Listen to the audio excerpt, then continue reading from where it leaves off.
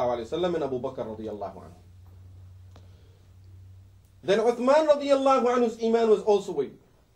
And Uthman Radiyallahu Anhu's iman was also heavier than the iman of the rest of the ummah. Then Allah subhanahu wa ta'ala stopped weighing the iman of the people. People with such a great iman, with such a great belief, we cannot even think about them, we cannot even talk about them.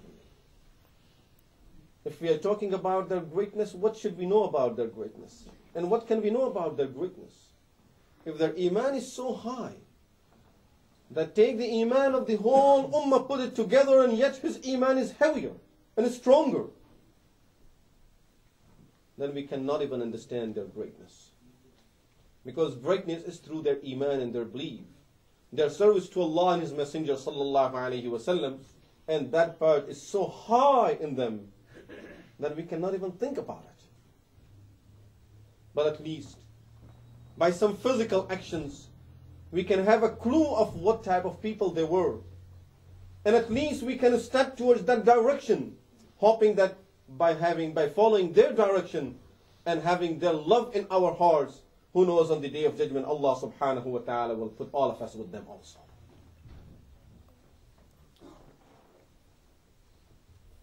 Amr ibn al-As radiyallahu anhu once asked Rasulullah sallallahu alayhi wa sallam, this hadith is in Sahih al-Bukhari, he asked Rasulullah sallallahu alayhi wa sallam, Ya Rasulullah, ayyun nasi ahabbu ilayk?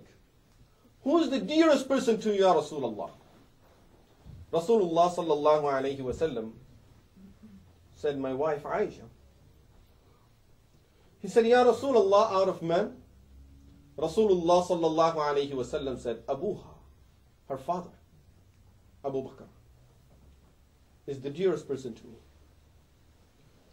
He said, I asked, Ya Rasulullah, thumma man? Who's next, Ya Rasulullah? Rasulullah sallallahu alayhi wa sallam said, thumma Umar. Then Umar is the dearest person to me after Abu Bakr Radiyallahu Anhu. And of course we know Abu Bakr Radiyallahu Anhu is one of the Ashra Mubashshara, those 10 people who got the glad tidings of Jannah in this life. Guaranteed. But other than that guarantee, he has some more guarantees. He has some more certificates to carry with. Once Rasulullah sallallahu alayhi wa sallam was saying to Sahaba Ridwanullahi alayhim ajma'een that on the day of judgment, there will be different people who have performed a lot of different type of ibadahs. Of course, all of us, we perform the faraid of Islam, or at least as a Muslim, we are supposed to fulfill all the faraid of Islam, refrain from committing sins. But after fulfilling the faraid of Islam and doing the sunnahs, fulfilling the sunnahs, some people are good in doing a lot of salah. They love performing salah. So they will be having a lot of nawafil. Some people are good in giving charities. Their hearts are big. They are very generous. They like to give out a lot of charities. And they are better in this field. Some people like to do jihad a lot. And they will have a lot of jihad in their good deeds on the day of judgment. Some people like fasting, and you see them fasting a lot throughout the year, and a lot of nafil fast they will have on the day of judgment. Rasulullah sallallahu alayhi wa sallam said, on the day of judgment, Man kana min ahli as-salah, du'iya min bab as-salah. Those people who are of the people of salah, which means they do a lot of nafil prayers, of course with all the other ibadahs, with the rest of the orders of Islam, but they are good in nawafil, in nafil prayers. There will be a door at the Jannah that will be specially for those type of people, and those people will be called from the bab as-salah, from the door of salah, because they have performed a lot of nafil prayers.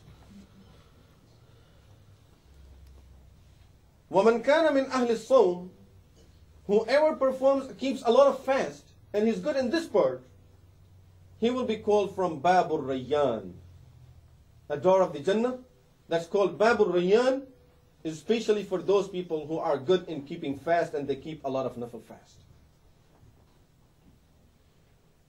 And those people who give out a lot of charity, they will be called from a door called Babu Sadaqah, the door of the Sadaqah. So these different type of people will be called from different type of doors. Abu Bakr Radiyallahu Anhu asked, Ya Rasulullah, I have a question. And for us to think about it, we will just be thinking of, how can I just make my way to one of these doors? But his question is different, according to level of his iman. He's asking, Ya Rasulullah, if anyone is getting called and invited from any of these doors, he doesn't need to go to any other door, but would there be any person, Ya Rasulullah, who will be called from all 8 doors of the Jannah? SubhanAllah.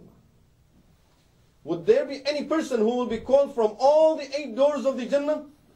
Rasulullah sallallahu alayhi wasallam replied, Naam ya Abu Bakr. Yes, Abu Bakr.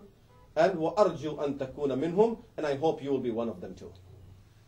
And in another hadith, which is in Ibn Habban, Rasulullah sallallahu alayhi wasallam said, وَأَنْتَ هُوَ يَا أَبَا بَكْرٍ. And that person is you, O Abu Bakr, who will be called and invited from all 8 doors of the Jannah. Each door of the Jannah wants Abu Bakr to enter from that door.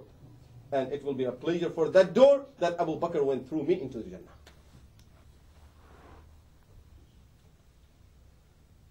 This is the type of man that he was. And subhanallah, a man with such virtues, greatness. There is no way that we can cover all the good deeds and all the good attributes of that person and good qualities of that person. But inshallah, we will talk about some things of his life, at least enough for us to have good information about Abu Bakr as-Siddiq Radiyallahu Anhu. Although our information about those Sahaba Ridwanullahi alayhim ajma'een should be more than our information regarding our own children and our own parents. Not to talk about different players and different stars. That God forbid we have more information about them, and especially our children and the youth have more information about those people than they know anything about these Sahaba Ridwanullahi alayhim ajma'een. Whose love are they going to develop if they have all the information of those people? Football players, movie stars, singers. Those people who are receiving the wrath of Allah subhanahu wa ta'ala day and night. And our children have information only about those people. No information about who these great people were. How can we be proud of our iman if we don't know that our iman and our deen have produced these type of people? Whose footsteps are we going to be following if we don't even know these people? Abu Bakr Radiyallahu Anhu, as is known by his nickname Abu Bakr, whereas really his name is not Abu Bakr. In the days of Jahiliyyah, his name was Abdul Kaaba, which simply means the servant of the Kaaba. After Islam, Rasulullah sallallahu alayhi wasallam named him Abdullah. But he's more known by his name Abu Bakr, his nickname Abu Bakr, which means the father of Bakr. But he did not have any child called Bakr. The reason he was called Abu Bakr, and this name was not only after Islam, he was known by his nickname Abu Bakr even before Islam. Tabkir and Bukur means to haste in doing something and to take the initiative in doing something. Abu Bakr Radiyallahu Anhu was always the first to take initiative in doing any good deed. This is why, starting from the days of Jahiliyyah, people used to call him Abu Bakr, that this is the man who will always haste and will always take the initiative of doing anything good in our community. This is why he was called Abu Bakr. But then there are 2 more nicknames that were used for him. One is Al-Atiq.